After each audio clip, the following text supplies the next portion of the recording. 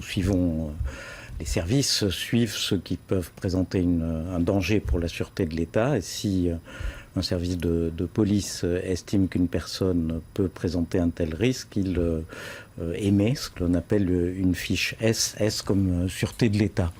Il n'y a quasiment pas en Nouvelle-Calédonie de fiche S. Quasiment pas, ça veut dire qu'il y en a quand même. Les quelques cas qu'il a pu y avoir, dont je ne suis pas sûr d'ailleurs qu'elles soient toujours valides, sont des cas qui concernent des personnes qui avaient rencontré d'autres personnes qui étaient dans des réseaux relationnels ailleurs que sur le territoire et dont les profils, après investigation, ne faisaient apparaître aucune dangerosité en Nouvelle-Calédonie.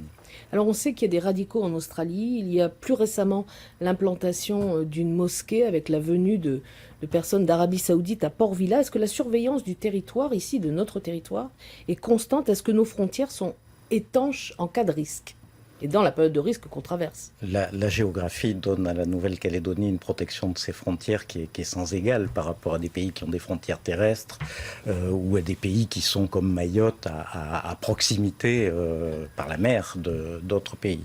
Donc en Nouvelle-Calédonie, on peut considérer qu'on est sans doute dans un des endroits du territoire national où les frontières peuvent être le plus contrôlées. Et bien entendu, vous le savez, les services de la police aux frontières vérifient l'identité de ceux qui viennent en Nouvelle-Calédonie, sont en capacité de le vérifier. Et nous avons à Nouméa un poste de la Direction générale de la sécurité intérieure qui exerce ses missions sous l'autorité de sa direction parisienne et du haut-commissaire, comme partout sur le territoire national. Donc les dispositifs sont en place et il n'y a pas de risque particulier, vous le savez bien, en Nouvelle-Calédonie.